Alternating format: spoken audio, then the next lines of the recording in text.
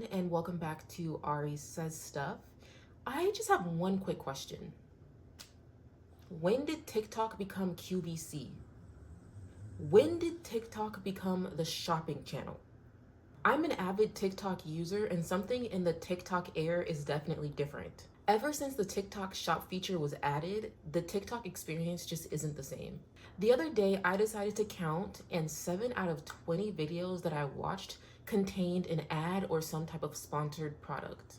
That's about 35% of the content that I had consumed.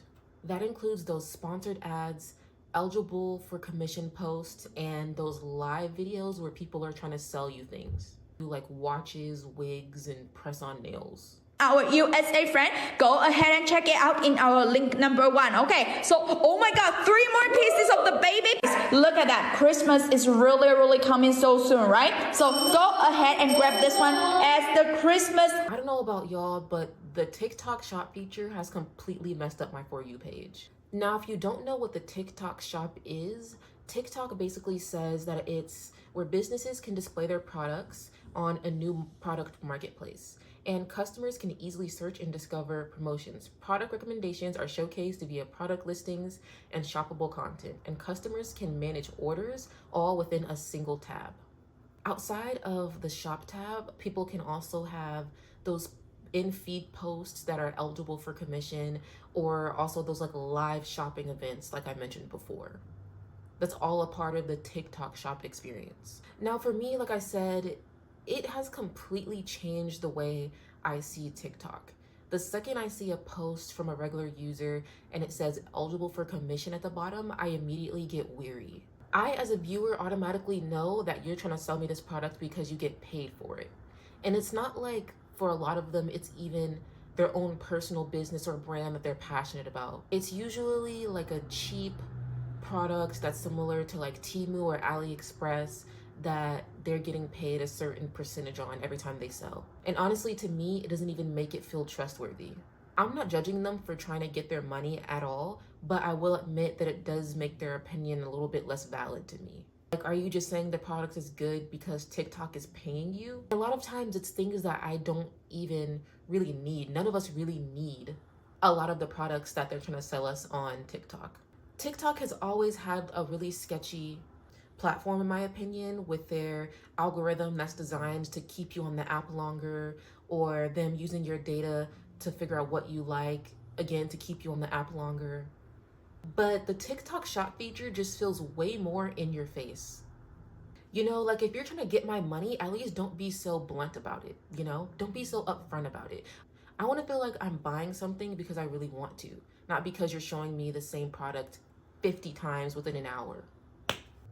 And this isn't even to mention that if I click a video or happen to like a video that has a product in it, I continue to see the same product over and over and over and over and over again on my For You page, almost back to back, like every couple of videos, to the point where it's like, I might just buy the product so y'all will get out of my face. Please.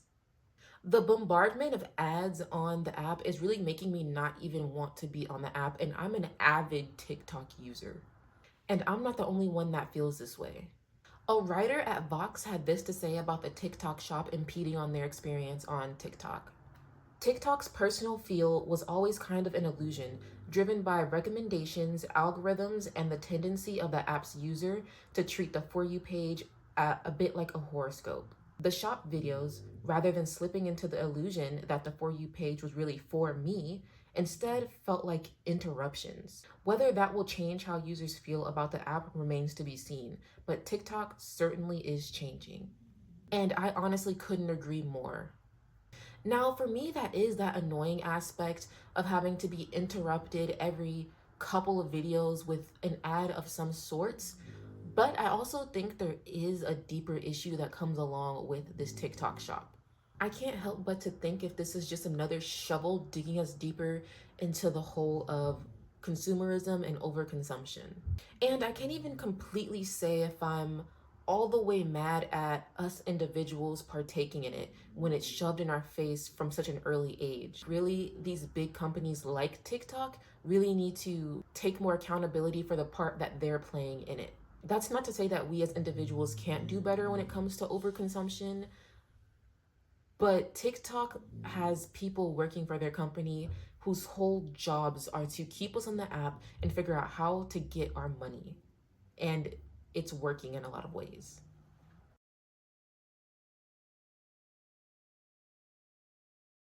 Now, I want to talk a little bit about the history of consumerism so that we can figure out where we started and how we got here. I'm not going to go too deep into detail because we would be here forever, but I do just want to give a brief explanation of different time periods and how consumerism played out in that time period. So starting off, we have the pre-industrial revolution. In agrarian societies, people primarily produced what they consumed. Barter systems were common and there was a limited commercial exchange. The concept of mass consumption was virtually non-existent. Next, we have the Industrial Revolution. The Industrial Revolution marked a significant shift. With the rise of factories and mass production, goods became more and more accessible and affordable. The advent of advertising played a role in shaping early consumer behavior. Late 19th century to early 20th century. The late 19th century saw the development of department stores, which offered a wide range of goods in one location. This era also witnessed the emergence of advertising agencies, employing new techniques to create consumer desire. Post World War II, after World War II, there was a surge in economic prosperity, and consumerism became a driving force in many Western societies. The rise of the middle class, increased disposable income, availability of credit contributed to a culture of mass consumption. Advertising and television. The advent of television in the 1950s brought a powerful new medium for advertisers. Commercials became a primary way to promote products to a wide audience, shaping popular culture and influencing consumer preferences. Late 20th century, consumerism continued to grow, fueled by globalization and advances in technology. Brands became more prominent and marketing strategies evolved. Credit cards and easy access to loans further facilitated consumer spending. The rise of the internet. The internet revolutionized consumer behavior. E-commerce platforms emerged, offering a new way to shop. Consumers could now research and purchase products online, disrupting traditional retail models. Social media era. Social media platforms such as Facebook, Instagram, Twitter, and TikTok have played a significant role in shaping modern consumerism. These platforms provide a space for brands to connect with consumers directly, creating a more personalized and interactive shopping experience. Social media influencers have become powerful voices in shaping consumer trends. Influencers often collaborate with brands to promote products, blurring the lines between advertising and organic content. Social media platforms collect vast amounts of data, allowing for highly targeted advertising. Algorithms analyze user behavior, tailoring content and recommendations to individual preferences, contributing to personalized consumer experiences. That certainly is a lot of information to take in, but basically, what I want you to understand is that over time, this consumerism thing has gradually snowballed into a bigger issue. But with the emergence of social media, it seems like it's growing at an even more rapid rate. I mean, I don't even know if you guys have seen those videos where people are going thrifting and they're seeing clothes that were just popular a month or two ago. Whereas in the past, people were able to find pieces in the thrift stores that were from the 90s or the early 2000s or things like that. But it seems like the trends are turning over so quickly in a much faster rate, and we're consuming so much more because of social media.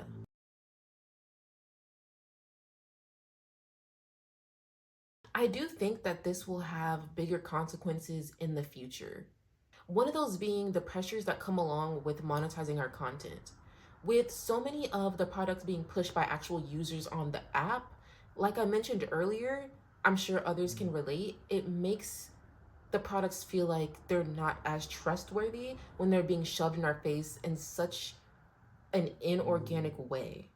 This can be an issue because people that are trying to grow their platforms and build audiences, maybe starting to prioritize making money instead of being organic, if that makes sense. And that can definitely have a hindrance on these small creators. Another concern would be with privacy and our data. A lot of hyper consumerism on social media involves taking our data and targeting us with products and ads they think we would be likely to buy. And I don't know if many people really think about how scary that is. An app taking your data and using it to try to manipulate your shopping choices and spending choices. To me, that's really scary. The next consequence would be an environmental one. The impact that hyperconsumerism has on the environment, with fashion trends turning over super quickly and all of these really like cheap products being promoted on Temu, on TikTok Shop, AliExpress, Shein, wherever. A lot of these products don't last like better quality products might, and so they're ending up in landfills much quicker than they would have in the past. And like I mentioned earlier, a lot of these fast fashion or these quick trends are ending up in thrift shops after being worn a couple of times, which you could say would be in theory a good thing because they're not just getting thrown away. But fast fashion clothes aren't meant to be good quality and to last.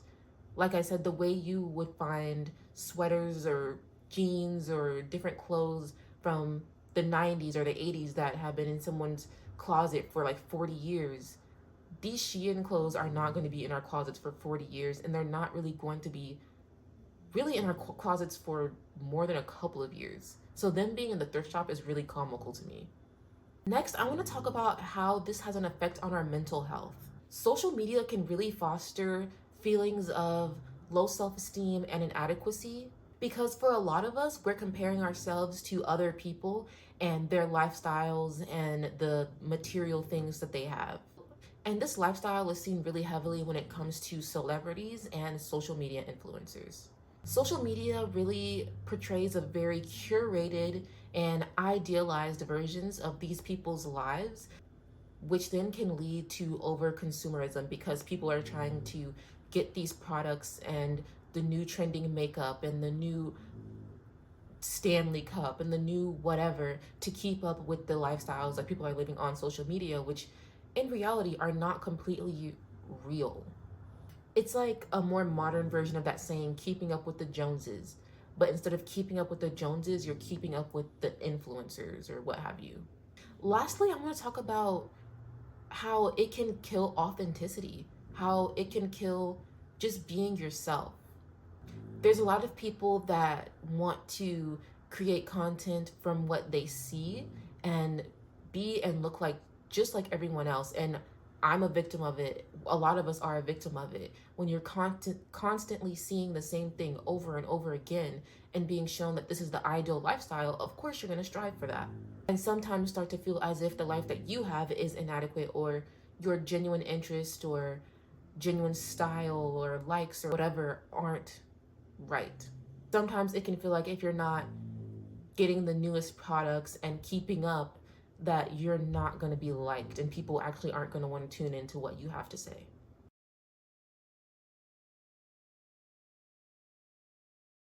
Now, I know that I have been bashing the TikTok shop a lot and all the negative aspects of it, or at least some of them, but I do want to talk about a few of some of the positive aspects of TikTok shop. One of those being that it is a seamless integration into the app. It is pretty convenient that in TikTok you can be scrolling, see a product, click the link, and it's right there all in the app. You can see it, add it to the cart, and buy it all in the same app seamlessly, which if you are maybe looking for a certain product or something can be pretty convenient. Maybe too convenient, but we are focusing on the positives right now. Another really great aspect of the TikTok shop would be that it is opening up products for more small creators. A lot of times it's harder for smaller creators to get brand deals like a larger creator might be able to. The fact that creators on TikTok can join the affiliate program, promote products and get a portion of the sales is pretty cool. And correct me if I'm wrong, I'm not sure if many other social media platforms are doing that. Another positive aspect of the TikTok shop would be that even though a lot of the products are pretty random and have nothing to do with me or the user that's seeing them, there are some products that might actually be helpful. For example, if a new mom is getting ads for products that might make her life easier with her baby or something like that, the fact that TikTok does kind of cater your For You page to you to a certain extent could be helpful. Or if you do follow other mom influencers or content creators, for example, if they are posting products that they have that are eligible for commission for them, you're able to support another small mom creator or whatever kind of creator you are. Lastly, I do want to highlight the fact that on TikTok you are able to do these like live shopping events, which are pretty interesting. I've seen a couple of them, and I think this would be a good opportunity for smaller businesses to be able to go on live and promote their products and be able to talk to the consumer directly and answer any questions or receive compliments directly or what have you. I do think that is a pretty interesting thing to come out of this TikTok shop. It's allowing for smaller businesses to be seen more than they would have before because there is an element of spending and consumerism and shopping on the app literally now built into it. But I would like to know what you guys think about the TikTok shop being added into the app. Do you like it? Do you not like it? Are you kind of like about it? What do you think? I would love for you to comment down below so I can respond because I have a lot of opinions about this, obviously. Also, if you could subscribe to my channel, it is a very new channel, and follow me on my socials. I haven't posted on Instagram quite yet. I do want to get around to it, but I am starting to post on TikTok more, and it would be great if I can get some followers over there. But yeah, with that being said, thank you so much for watching, and I can't wait to tune in with you guys next week. Bye.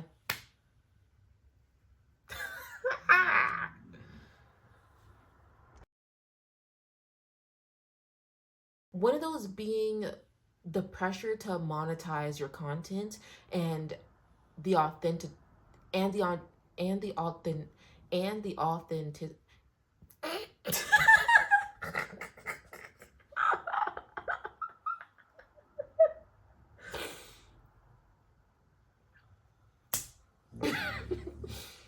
Whew.